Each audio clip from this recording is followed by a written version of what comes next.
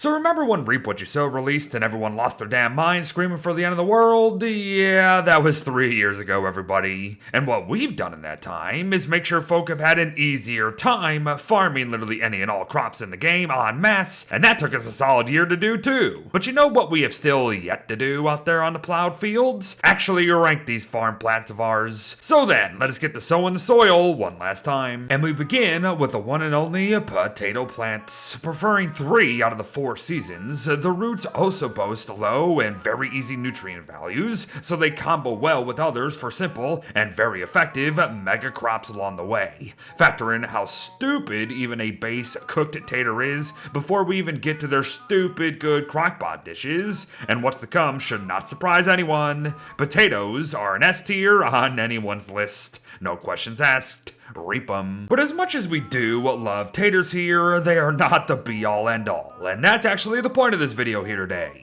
Expand your horizons, as you'll never know what works best for you until you try a toma root perhaps. Like potatoes, they combo very well with their low nutrients and gracious seasons, but do not discount that 20 health per cooked root either. Now it's not a roasted potato, sure, but throw in a unique and varied crockpot dish value. And once more, I imagine we will find very few actually disagree with this placement here. Then again, it is a tier list, and everyone fights over tier lists. But it's my list, damn it, and I will do with it what I want. So like bring up the fact that perhaps we have all treated asparagus a bit too harshly. No, they are not a potato or even a toma root in terms of healing, but they do cover all the bases eventually, and actually do so with relative ease. They prefer winter and spring, deal with the same nutrients as the previous two, and their dishes are quite unique. Plus, it is good to have a winter-specific plant that can combo directly with others, so do note that. So suffice to say, this might surprise, but asparagus is actually climbing the list to the A tier for sure. Mostly just for how underrated it is. And in fact, that's pretty much the entire summary of A tier, everybody. It's the underdogs. Take onions, for example. They're harder to deal with nutrients, can get a bit tough for any newbies out there. However, they prefer 75% of the seasons regardless, and their wide selection of dishes absolutely make up for their horrendous base stats for sure. Seriously, the burger alone is tremendous, but slurp down some bone bouillon and flip your stats with the galette, and I think you'll be impressed. Onions are an A tier crop once you learn how to work them, so my advice is this: learn how to work them. You're gonna need a barley and or leafy meat farm with you too, but still, both of those, very easy. Oh, dragon fruit, need I say more really? A classic that still holds up today, and one that does have some new secrets to share as well. They are helped by dragon pie alone essentially, I get that, as they prefer spring and summer and are nutrient intensive, but their plants don't actually burn.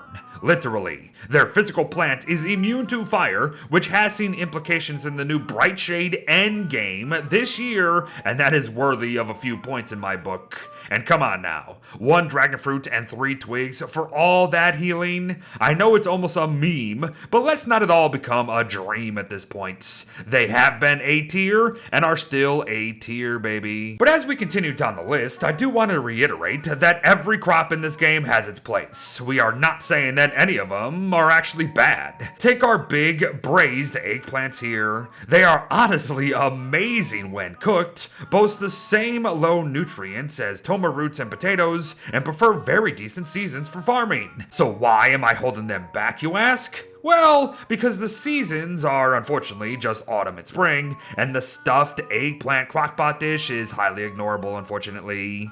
That's what. So it's a so close yet so far sort of deal. Eggplants are going to hang out in the B tier for the time being. Pumpkins are next and are essentially the exact same as eggplants, only they'd have a slight edge in most minds due to scarecrows and pumpkin lanterns, I imagine. Me? I just forgot to put them before eggplants in the recording and the edit, and was just too lazy to switch things around, so don't think anything about this coming second. Pumpkins are actually kind of awesome and versatile.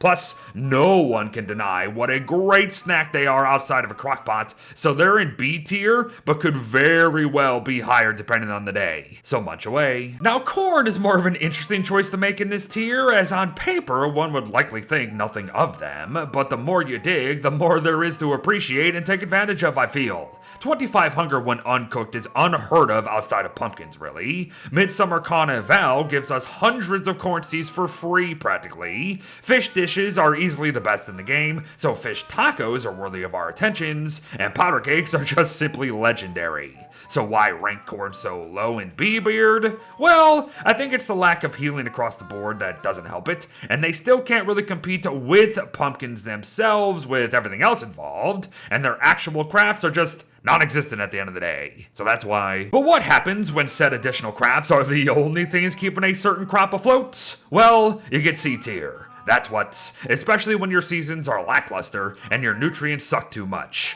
Literally. Chili flakes are a pepper's only saving grace, which is why they'll reside at the top of the lowest ranks for the time being. Garlic follows suit, almost step for step, but do note that garlic is the only crop in this whole game that actually prefers every season, which is pretty darn neat. Still, with high nutrients and terrible base stats, the defense given by the spice is the only thing nice here. C tier for you, my friend. Pomegranates make a rare cameo today, as when was the last flippin' time you saw a pomegranate in this game? Like, honestly, there is decent healing in the cooked version there, to be sure, but I threw in Fruit Medley because I felt bad for him, so it's C tier for sure, without doubt. And lastly, watermelon, which might actually surprise folk considering the extra craft here. But nah, low nutrient can't save the lack of preferred seasons, and while it's unique to have a sanity crop of sorts, no one farms crops for sanity. So final C, everybody. And now we finish it all off. Carrots are massively important in this game, but they are still way too abundant elsewhere in the world to rank high enough on a list of farmable crops, if you catch my drift.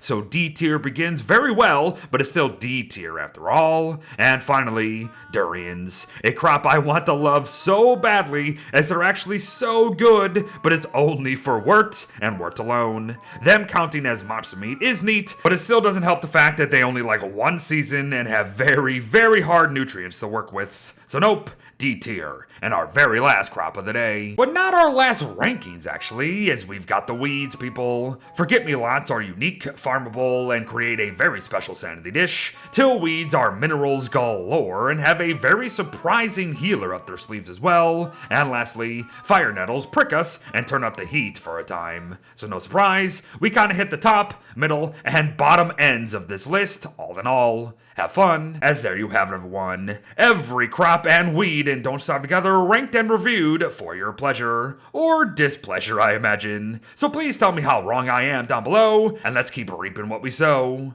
Bye-bye.